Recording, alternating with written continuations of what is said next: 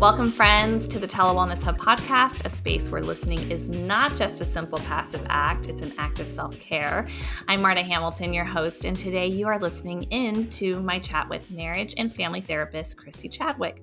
Christy helps engaged couples solidify their foundation and cultivate deeper connections as they prepare for marriage through her premarital coaching programs, both group and individual. As a marriage and family therapist on the island of Maui, she's also an advocate for children who are deaf or hard of hearing and a consultant to professionals in the field of deaf education. She utilizes integrative healing through various modalities of tapping, Reiki, somatic work, mindfulness, and yoga. Christy was also a guest of our podcast in season 1. So I'm so thrilled to get to talk about this new topic, which we have not talked on this podcast before, which is preparing for marriage. So welcome, Christy. Welcome back. Yay. Thank you. Glad to be here. Yeah, I'm excited to dive into this. For those who haven't listened to your episode in season 1, though, could you share a little bit with us about why you do the wellness work that you do? We heard about what kind of wellness work you do, but why? I'm curious to share the why. Yeah, the big why. I love helping people. I've learned from a very young age that I like to support people, and it's really an honor and a privilege to be in such an intimate space with people's vulnerabilities and their self-expression, and just being able to see those aha moments of when they start to piece things together that brings them relief and clarity and understanding, either as an individual in their intrapersonal world or interpersonal connection with couples, even individuals who are trying to figure out how they relate with other people. I really love just working with them to figure out how they want to connect, how we can figure out more of our interconnectedness and our closeness and not shy away from it. There's so much anxiety, I think, when it comes to thinking about connecting with other people. And what if we just got closer? Yeah, no, I love that because, so much we've been talking about people being isolated, people having this desire to connect, but I think there were a lot of shifts, the pandemic and different factors. Technology is wonderful. I mean, it's bringing us to connect right now, but I think there can be sometimes a hard time connecting. I love that kind of call to action. Like, what if we just try to connect and see how it goes? I love that. I know your heart for helping people. I just always love talking with you.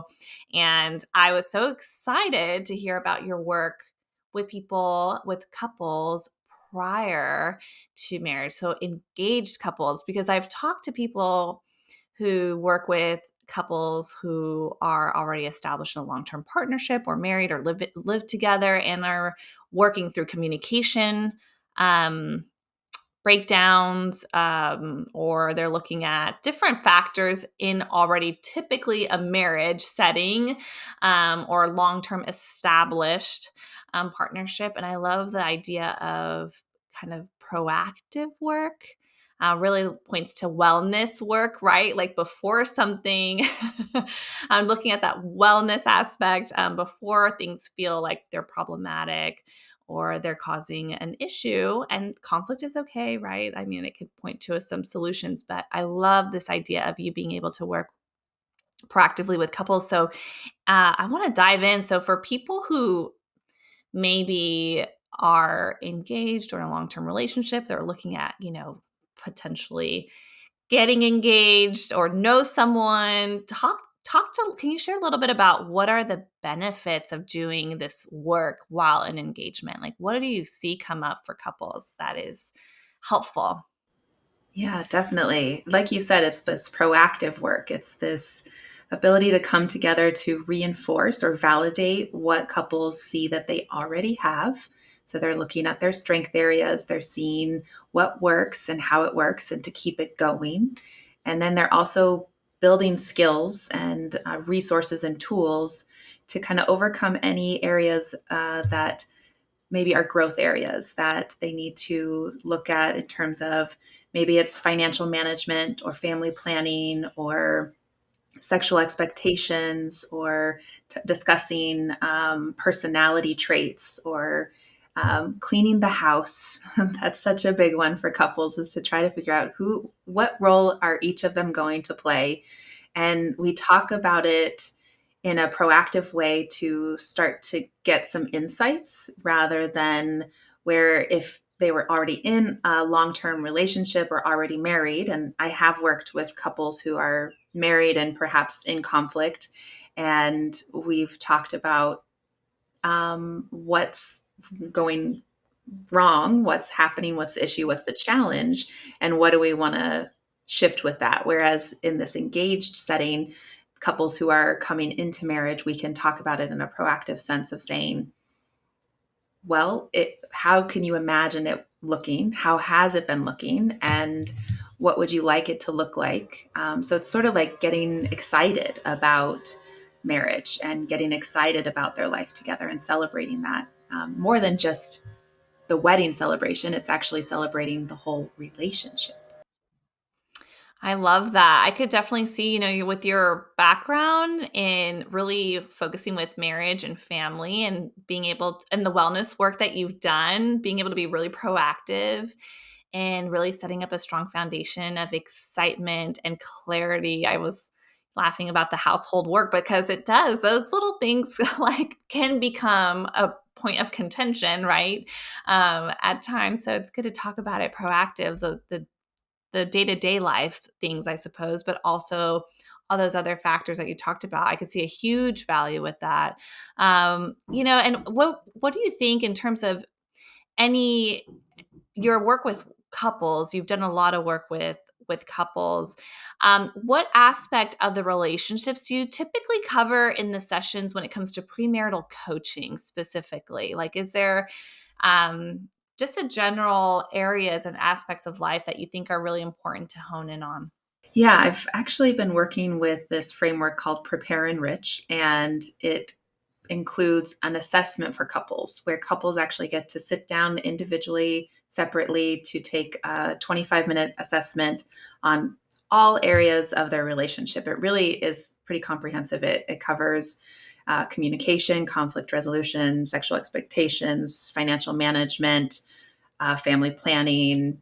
It goes through personality and that kind of interaction and roles within their relationship. Yeah, so they answer questions separately. They get the results. I send them the results, and then we get to get together for feedback sessions. And those feedback sessions, then we go over the assessment and build tools around some of the strength areas and some of the areas of growth. And they get a workbook, and the workbook also includes practices, questions, ways to just start conversations around these areas.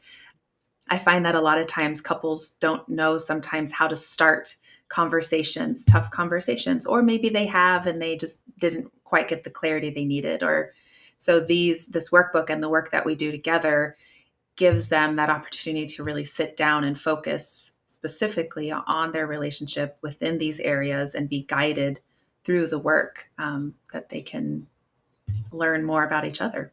I love that it sounds like it covers all aspects. Like it's very holistic, it's hands-on, there are tangible tools, and really individualized concepts in terms of skills and strengths and areas that you guys can like work together in conversations. And I love that you're it sounds like handing off the tools that they can utilize for the rest of their lives too. I mean, that's incredible.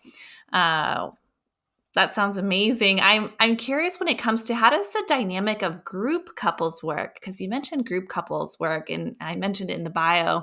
How does the dynamic of group couples work differ from individual sessions, and what advantages does it offer the group participants? Yeah, the group is still an opportunity for the couples to get their own individual time together to work through the workbook. We're just doing it in a group setting, usually online via Zoom. And yeah, so they get to be on mute. I give them a prompt. They discuss with one another. They get a workbook. They also still take the assessment, so they get the results of the assessment. I give them the option to do an individualized session with me if they wanted to. But if we're doing it in a group session, the setting is still confidential and private, and they don't have to share in the whole group setting if they don't want to. And it's still the opportunity to do their deep work that we would do in a one-on-one type of setting. But it's, maybe less time, and it's also less money. So potentially if there's a budget, then there could be the group setting option. Yeah, so it's still giving them the work. It's just on a less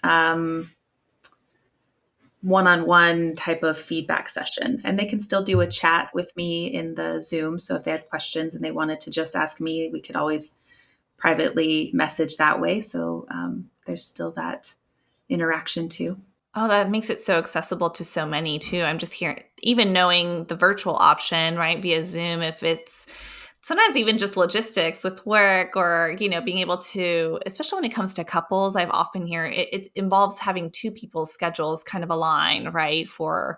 Yes. And so to be able to offer that virtually as well. And in community, I think there's something about seeing other people, even if it's just their faces and you're on mute, but like, okay, here are other people who are also doing this. They're also committed to doing the assessment and learning and growing and being able to learn from other people's questions. I think there's something to that. A question someone might ask might really prompt some really interesting information of value to you. So I love that. And then, so there's the group, there's the individual, and on the, I guess, a different spectrum are these intensive deep dive workshops that you're doing. Can you share a little bit about what this looks like? I'm really intrigued about this as well. Just from, I do not have the background in couples that you do, but just there's a lot to cover when working with the couples because it's two unique belief systems, experiences, and there's a lot to cover. So I could see that there's huge value in being able to do these deep dives. Can you share a little bit about, what inspired you to offer these sessions and what kind of issues or goals are typically addressed, what it looks like? Yeah, this is a very fresh, new kind of form of healing work that I'm going into. I would say I've mostly just done hourly with my clients for the majority of my healing practice career of 5 to 10 years, really, of what I've been doing. And it's morphed and changed. And I think what I do is I bring in all of these modalities that I've learned over time, whether it's energy healing, somatic work, breath work, a little bit of mindfulness, yoga, some tapping. So we definitely get into the nervous system. Sometimes it's based on past traumas, and we can dive deeper into what either couples have gone through and where they're coming from in terms of like family of origin and what they both are bringing into the couple's relationship. And then if I work with individuals, it's just with them and their own childhood traumas, or maybe it's a previous trauma that they went through in their adult life.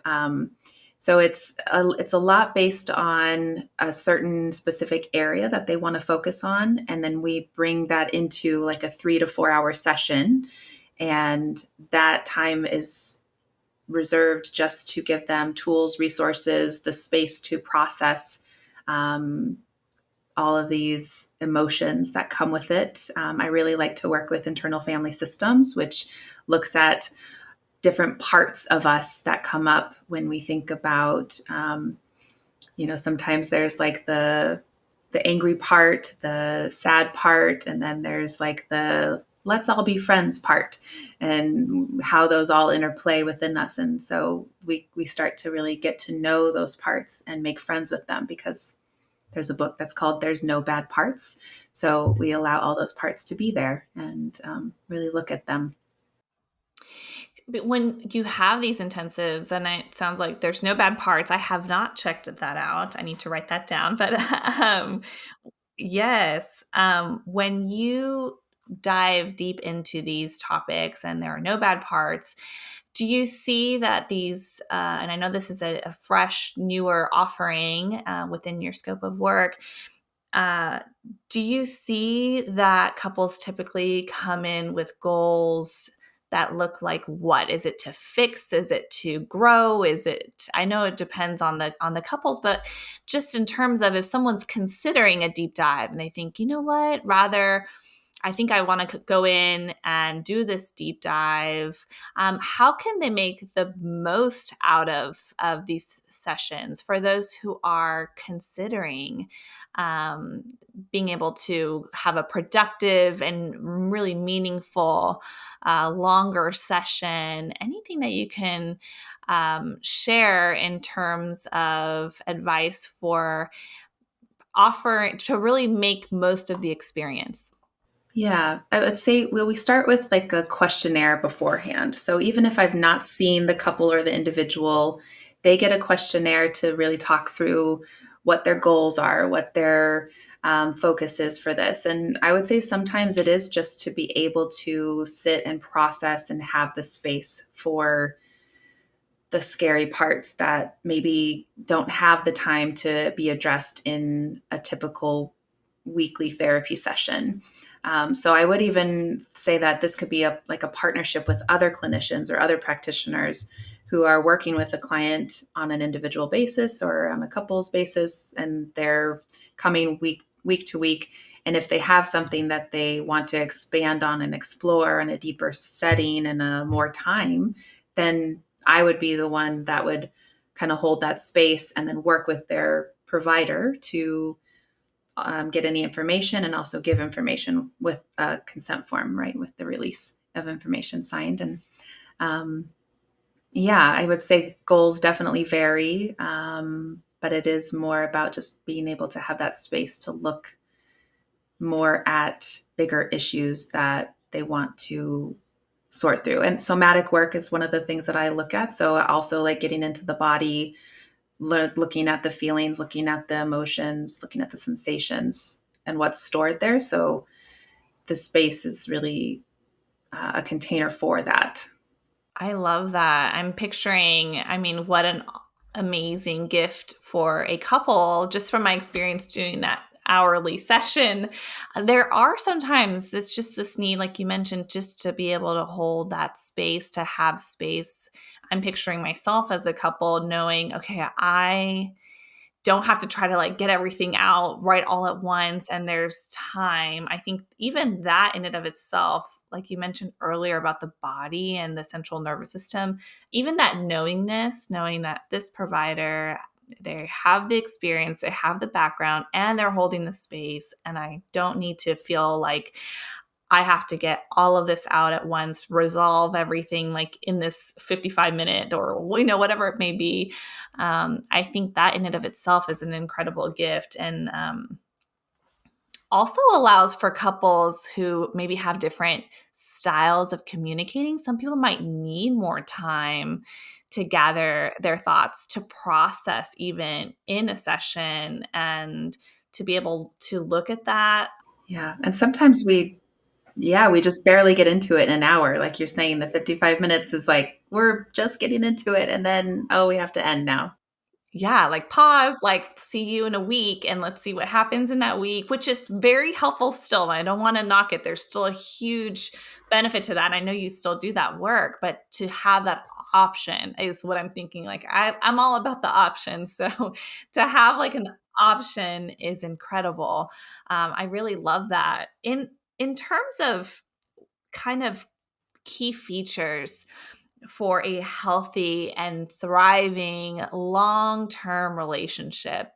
Could you share with us, the listeners, and just me now, a little bit about what you see as really helpful tools or characteristics within couples that help to really foster a healthy and thriving long-term relationship?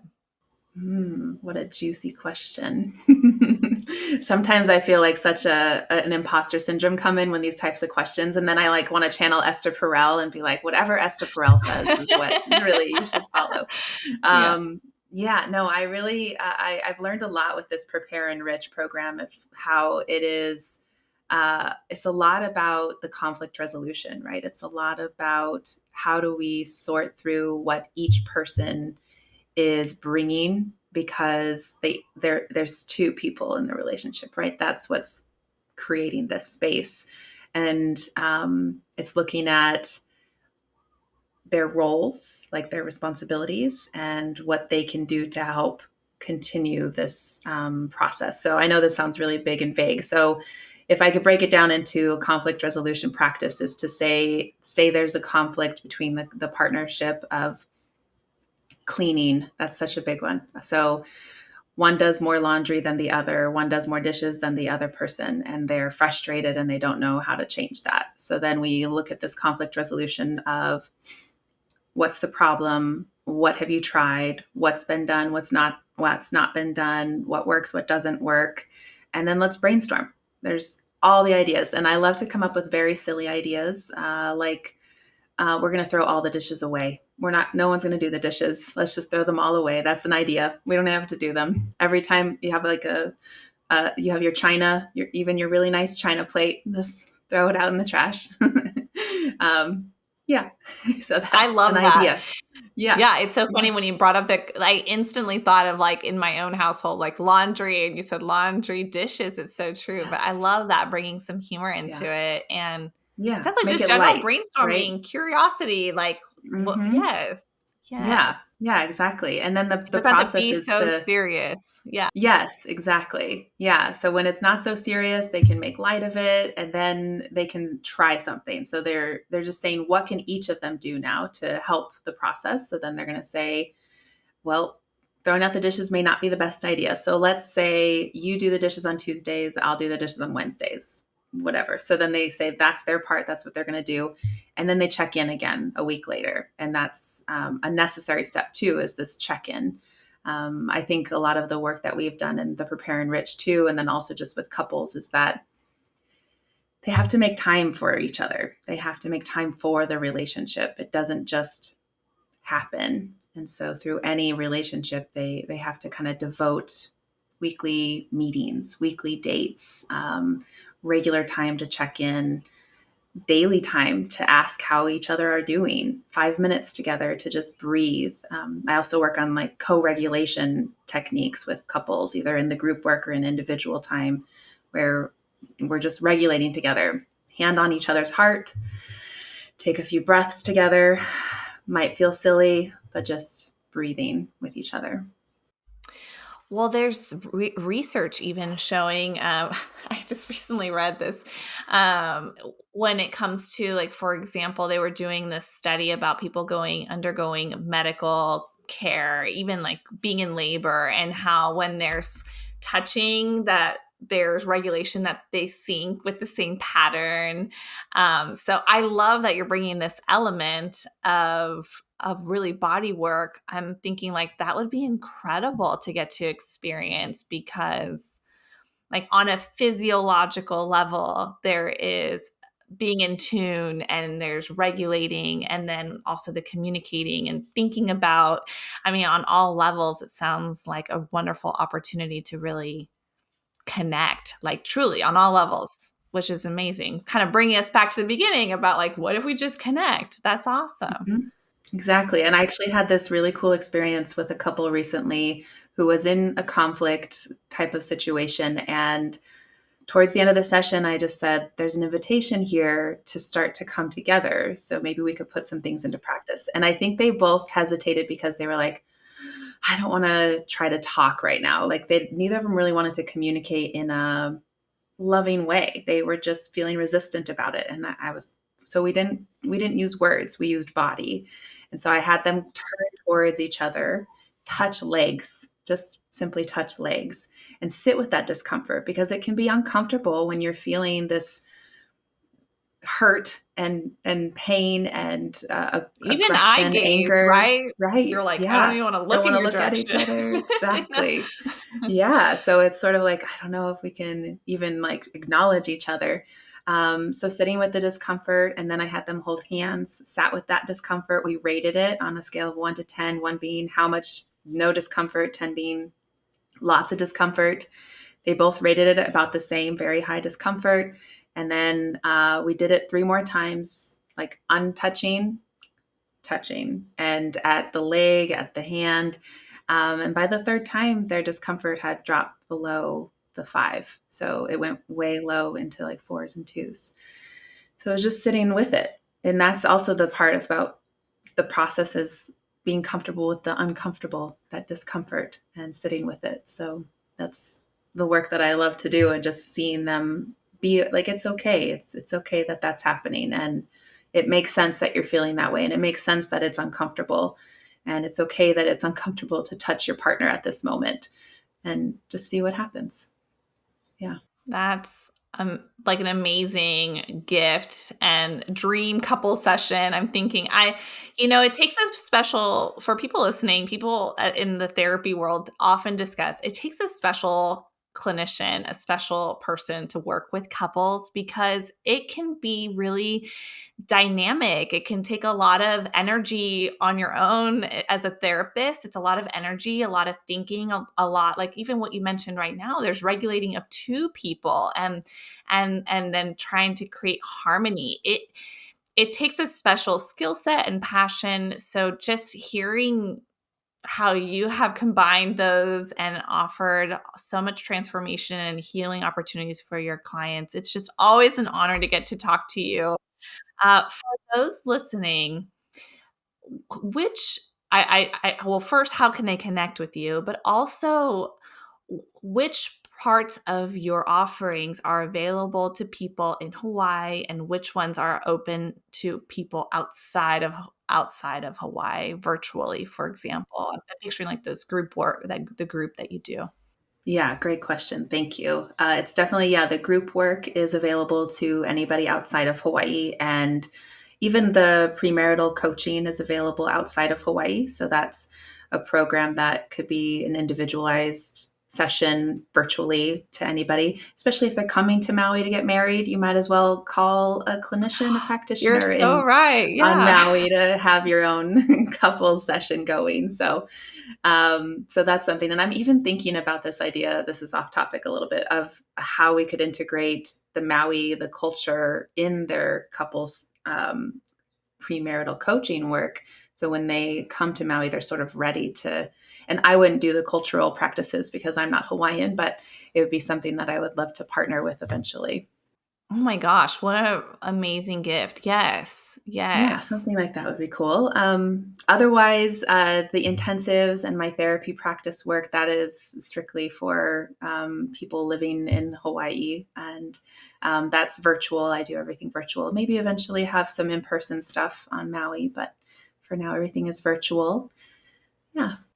I love that. Well, I'm so honored to get to speak with you. And I love hearing how accessible you make it also for people to have the ability to work with you in different capacities. And as always, I'm just so thankful for having you join us on and being part of our wellness journey. Thank you. I appreciate it. And if anyone is interested too, I do have wait lists for both the group, and I also have some intimacy workshops coming up. So I'll put the wait list kind of in my bio on there, and you can check it out and have access to that at any time. So yeah. Yes, because you're right. Thank you. I meant to ask like how they can connect with you. I'll include things in the show notes, but just for anyone who's listening and maybe like driving or they're not able to access the show notes, what's the best way for people to connect with you? Yeah. My website is christychadwick.com. That'd be a great way to get started. Mhm. Okay, great. All right. Well, Christy, thank you so much again. And I hope everyone is having a great time and they're on their wellness journey. Thank you.